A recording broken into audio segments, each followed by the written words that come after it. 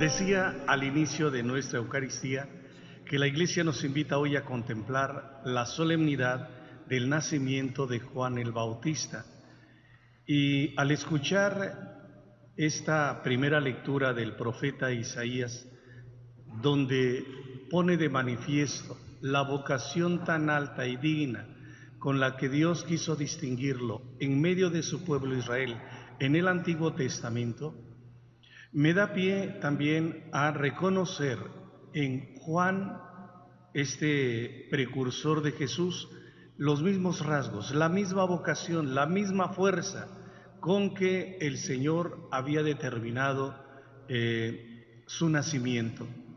No era un hombre cualquiera, Isaías era el profeta de Dios, era un hombre de Dios, era un hombre acreditado por Dios, que vivía en íntima comunión con Él, que conocía perfectamente los designios de Dios para su pueblo, que tenía la valentía y el coraje para enfrentar las situaciones difíciles de la comunidad israelita, que sabía los riesgos que esto conllevaba, el aceptar tal distinción, pero le quedó claro que Dios lo había elegido, como escuchamos, y que Jesús va a utilizar también en el Evangelio, a ser luz de las naciones. Por tanto, era un faro, que en la oscuridad Juan anunciaba la presencia de Dios a través de la fuerza de su palabra y el testimonio de su vida. Por tanto, como concluye diciendo el texto que acabamos de escuchar del profeta, del mismo profeta, dice: es poco que seas mi siervo solo para restablecer a las tribus de Jacob y reunir a los sobrevivientes de Israel. Te voy a convertir en luz de las naciones para que mi salvación llegue hasta los últimos rincones de la tierra. Qué maravillosa vocación de Isaías.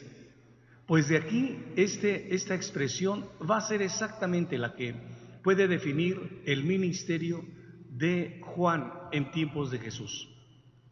Y curiosamente el nacimiento de Juan se da en una circunstancia muy extraordinaria, milagrosa, diría yo también, porque Isabel, su madre, era una mujer ya anciana, era una mujer además estéril. Zacarías, su esposo, también era un hombre ya de avanzada edad, que por ese tiempo estaba al servicio del templo como sumo sacerdote. Y cuando le tocan los servicios sacerdotales de entrar al lugar más santo, al Sancta Sanctorum, como le llamaban, el sagrario, vamos, pudiéramos decir nosotros, hacer la incensación al arca de la alianza, un ángel del Señor le revela el nacimiento de ese niño y cómo se iba a llamar. Como los asistentes a ese acto de culto se dieron cuenta de que Zacarías tardaba para salir, se empezaron a preguntar que algo estaba pasando allá en el santuario, de tal suerte que cuando sale Zacarías no puede hablar, está mudo. Y dicen: sí, algo le pasó. Y había mucha expectación en torno a esa pareja. Zacarías dejó los oficios sacerdotales, se fue a las montañas de Judea a retirarse. Allá se da el embarazo de Isabel y el niño nace.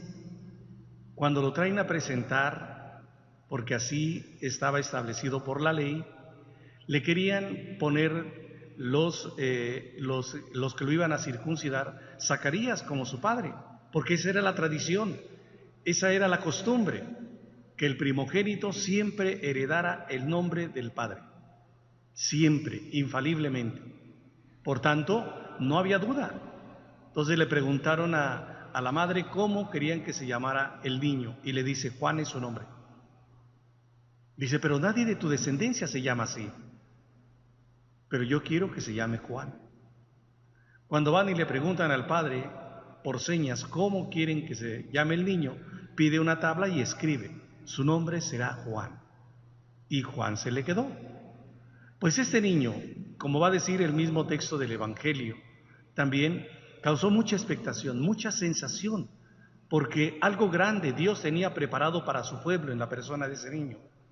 Y como lo escuchamos, Jesús lo resalta como el hombre más grande nacido de mujer en la historia de nuestra salvación. Todavía más grande que Isaías, todavía más grande que Elías, el representante de los profetas, todavía más grande que incluso el mismo Moisés, todavía muchísimo más grande que el mismo Abraham, padre de nuestra fe. Así lo quiso distinguir Jesús.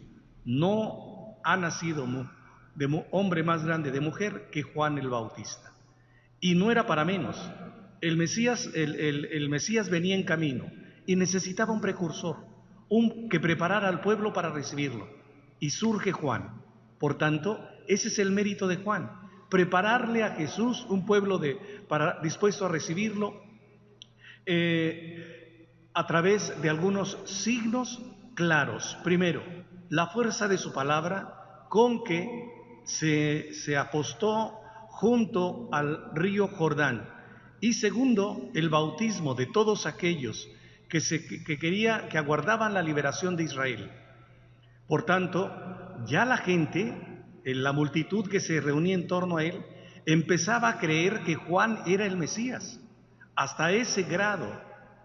Y Juan, sin duda alguna, sintió la tentación de sentirse Mesías.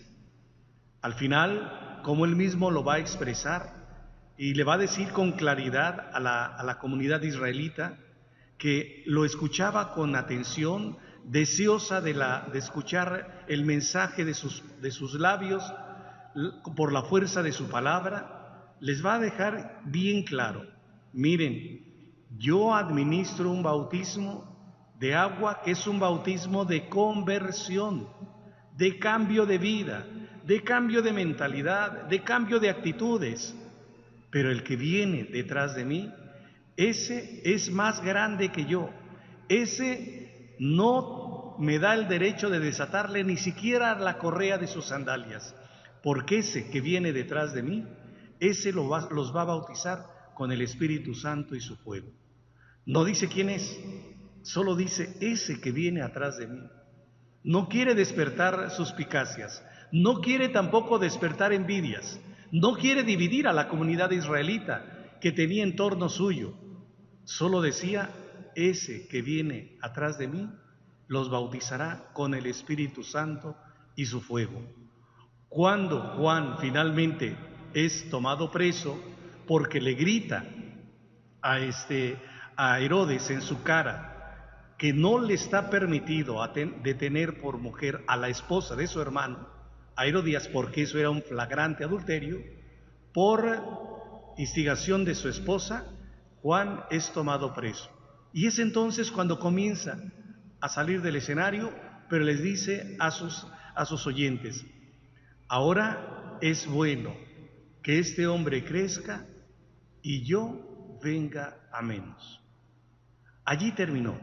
Y esta realidad la vamos a escuchar el 29 de agosto en la también solemnidad de su martirio, porque de las fiestas más grandes en la Iglesia, solo de 3 personajes celebramos en rango de solemnidad.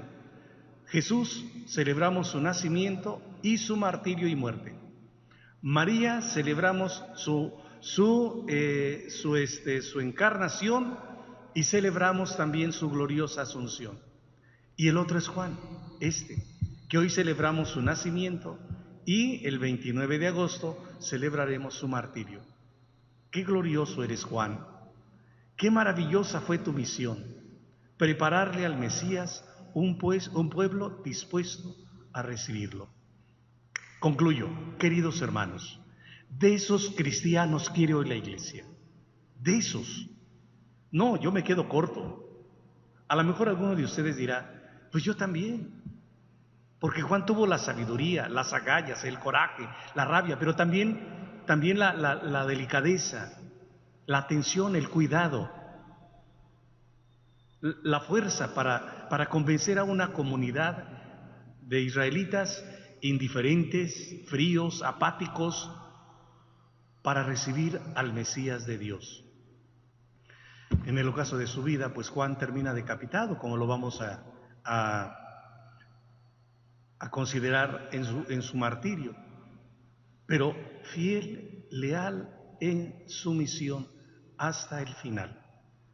Queridos hermanos, con razón, al escuchar a Pablo en este pequeño fragmento de la segunda lectura que escuchamos de la carta de los Hechos de los Apóstoles, no cabe duda que habla y se expresa muy bien de Jesús y de Juan, porque de Jesús dice: del linaje de David, conforme a la promesa, Dios hizo nacer para Israel un Salvador. Y luego continúa diciendo: Juan preparó su venida, predicando a todo el pueblo de Israel un bautismo de penitencia. Y hacia el final de su vida, Juan decía: yo no soy el que ustedes piensan, después de mí viene uno a quien yo no merezco desatarle la correa de sus sandalias. Esto ya Pedro y Pablo lo predicaban después de la resurrección de Cristo. Qué grande, qué glorioso eres, Juan. Y por eso hoy la Iglesia le tiene un lugar muy especial en la historia, no solamente de la salvación, sino en la historia de Israel y también en la historia de la Iglesia nuestra. Y hoy, a resaltar la figura de este hombre, pues quisiéramos decirle a Dios: concédenos la fe de Juan, concédenos el espíritu de Juan el Bautista, concédenos la valentía de Juan para poder seguirte preparando un pueblo dispuesto a recibir a tu Hijo, a tu Mesías, a tu enviado, a tu ungido. Esa es nuestra tarea.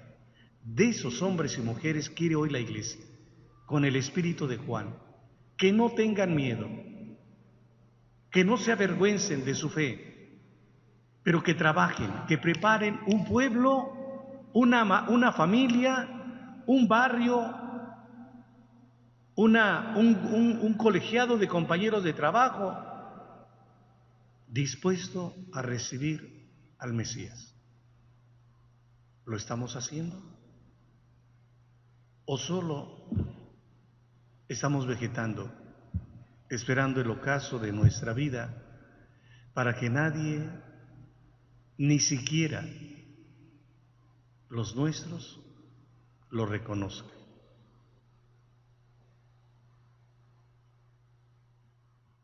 Que María, la Madre de Jesús, quien también seguramente conoció a Juan, quien también dialogó con él, quien también comprendió y valoró su vocación de Mesías, de precursor del Mesías, interceda por nosotros y nos ayude a prepararle como Juan un pueblo, una comunidad, una familia, un colegiado de hombres y mujeres dispuestos a recibir a su Hijo, al Mesías. Vamos a pedírselo con mucha fe esta mañana al continuar nuestra celebración.